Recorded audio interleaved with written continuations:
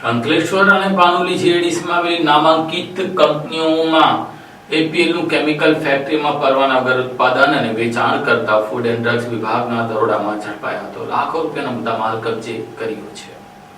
અંકલેશ્વરની કંપનીમાં bulk drug પ્રિગાબ્લિન એપીઆઈનું chemical ફેક્ટરીમાં પરવાના વગર ઉત્પાદન વેચાણના કૌભાંડનો પર્દાફાશ રાજ્યના ફૂડ એન્ડ ડ્રગ વિભાગે કર્યો હતો. ફૂડ એન્ડ ડ્રગ્સ વિભાગે અમદાવાદ અંકલેશ્વરમાં દરોડા દરમિયાન અંકલેશ્વરની એક્સિસ ફાર્માકેમ કંપનીમાં પરવાના વગર આ એપીઆઈનું ઉત્પાદન કરાતું હોવાનું બહાર આવ્યું હતું. કંપની સંચાલકો પાનોલી જીઆઈડીસીની આઇકોનિક ફાર્માકેમમાં ગેરકાયદેસર ઉત્પાદન કરતા હતા. મળતી માહિતી પ્રમાણે પાનોલી અંકલેશ્વરમાંથી ફૂડ એન્ડ ડ્રગ વિભાગે પ્રિગાબ્લિન એપીઆઈ દવા સહિત મુદ્દામાલ જપ્ત કર્યો હતો.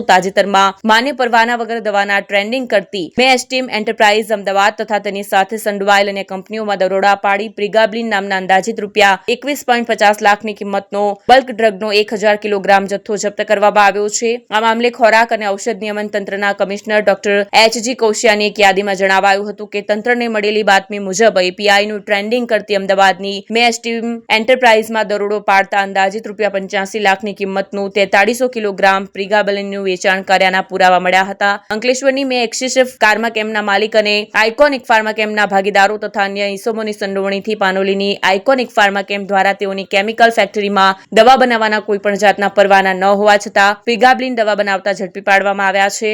એક્સિસ ફાર્માકેમ પેઢી પોતાના લાયસન્સનો ઉપયોગ કરીને કોઈપણ જાતના ડોક્યુમેન્ટ બનાવ્યા વગર પાનોલીની આઇકોનિક ફાર્માકમમાંથી પ્રિગાબ્લિન એપીઆઈ મેળવી 1 કિલોગ્રામ પર કમિશન લઈ લેબલ લગાવી વેચાણ બિલો બનાવી તેમના લાયસન્સ નંબરનો પણ ઉપયોગ કરી આ કેસમાં સીધી રીતે સંડોવણી હોવાનું બહાર આવવા પામ્યું છે. આ બનાવટનું ટેસ્ટિંગ અંકલેશ્વરની બાયોક્રોમ એનાલિટિકલ લેબ દ્વારા કોઈપણ જાતના લાયસન્સ ન હોવા છતાં કાયદેસરના કોઈપણ જાતના ડોક્યુમેન્ટ રાખ્યા વગર તેઓને વોટ્સઅપ દ્વારા ટેસ્ટ રિપોર્ટ બનાવી આપતા હોવાનો ખુલાસો તપાસ દરમિયાન થયો છે. ખોરાક અને ઔષધ નિયમન તંત્ર દ્વારા સ્થળ પરથી જપ્ત કરાયેલ પ્રિગાબ્લિન દવાના જથ્થાનો નમૂનો મેળવી લેબોરેટરી ખાતે પૃથક્કરણ અર્થે મોકલી આગળની કાર્યવાહી હાથ ધરવામાં આવી હોવાનું જાણવા મળ્યું છે.